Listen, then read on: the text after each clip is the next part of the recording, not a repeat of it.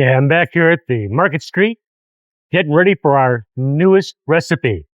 We're doing a beefy tater tot casserole.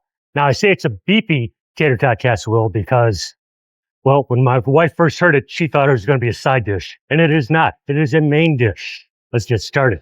Now, first, I'm grabbing some chopped onions. I could do it myself. I just don't like to, get all those tears going, and I'm sure you don't want to see me cry on screen. It's not that big of an expense. Chopped onions. Now for the ground beef. But let me call your attention to something here. We've got 96% lean, but it's $9.49. We have 93% lean, $8.79. And 80/20 on sale for $5.99. So which one am I going to choose? For this, I'm going to choose this. I don't think there's going to be that much difference between the 96 and the 93. And I really don't want that fat to all render out while they're browning it, leaving me with less meat to put into my casserole. So I'm doing a compromise here. Now, the flavor is really coming from that fat content of the ground beef. But having the flavor doesn't matter if you don't have volume. So it's always going to be a compromise as to which one you choose.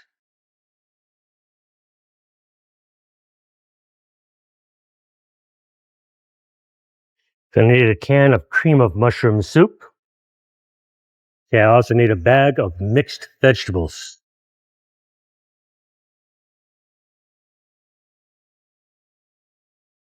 And of course, it would not be tater tot casserole without the tater tots.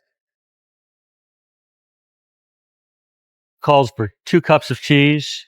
Each of these bags, 8 ounces, so 2 bags. Now the recipe calls for 1 cup of milk.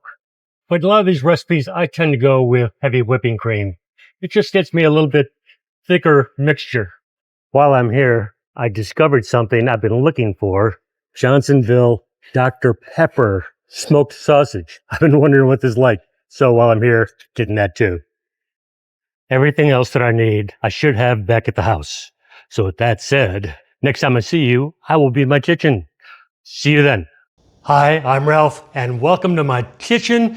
As you heard earlier, today we are making a beefy tater tot casserole. This is going to be the perfect weeknight, simple, easy meal. You can throw this together very quickly. This would be perfect for like a church potluck. If you've got somebody who died, great to drop off at their house. If you're a young girl trying to impress a guy with your cooking skills and you really don't know how to cook, this is going to be the perfect meal for you to practice on. Let's get started. First, join me over at the cooktop.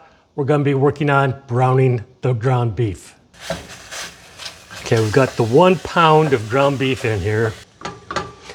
Now I mentioned I'm doing a leaner cut of ground beef because I want to make sure I have plenty of product to be putting into my baking dish. Now my 9x13 baking dish is actually a little bit larger than that. It's more like 9x14. But it's very important that I have enough product to be in there without it being too thin. Now my beef is not fully browned yet. That's okay because it's still going to continue cooking while I'm putting in the other ingredients, and then ultimately it's going to wind up in the oven. So at this point, I'm going to go ahead and start adding some other ingredients.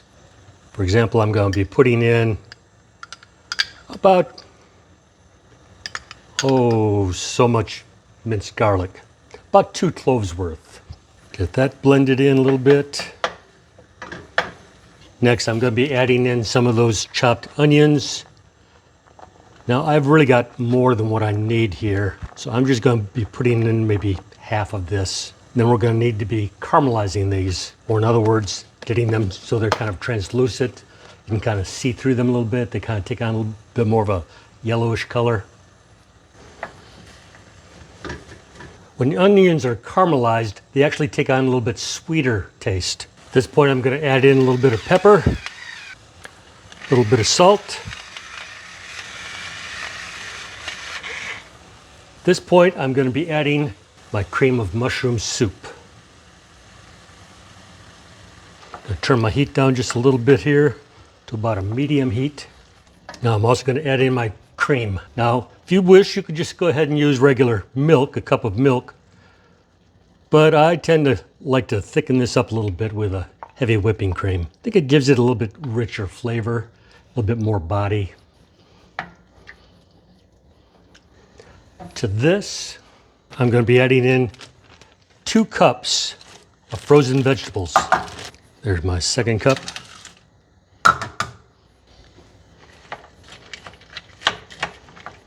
And finally,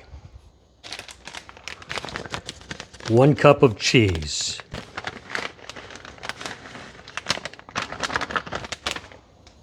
Now, when you have the cheese in here, you definitely want to make sure you're on no more than medium heat. Okay, at this point, I think we are ready to drop it into the casserole dish.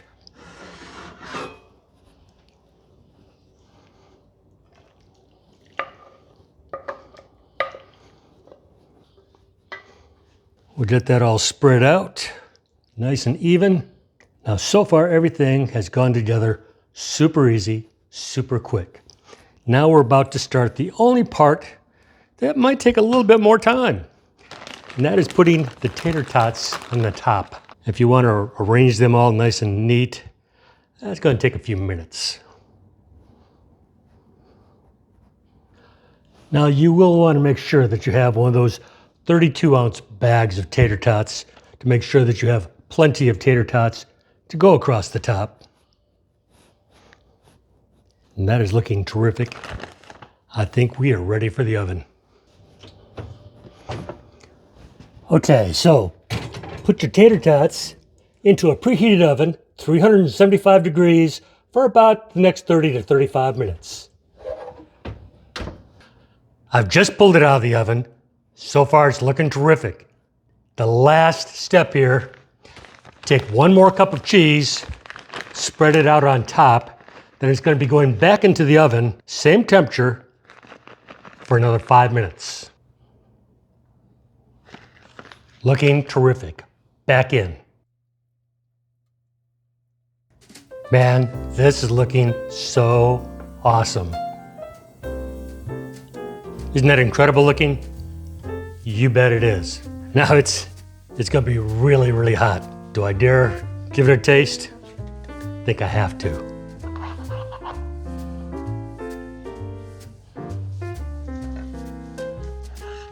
That is super cheesy. So let's give this a shot. First, just the sauce. Gunnar, I'm sorry, this is too hot and messy for you. That is very good with a tater tot. This is incredible. Even though I have to admit that heat is kind of stewing how much I'm actually able to taste. But this is pretty incredible. Your family's gonna love it. Hey, if you're enjoying the video, give me a like down below. If you're on a mobile phone, please consider hitting that hype button. Love to see a subscription, and please leave me comments. I love your comments. Love to see where you're commenting from. With that said, I will catch y'all next time. Bye-bye.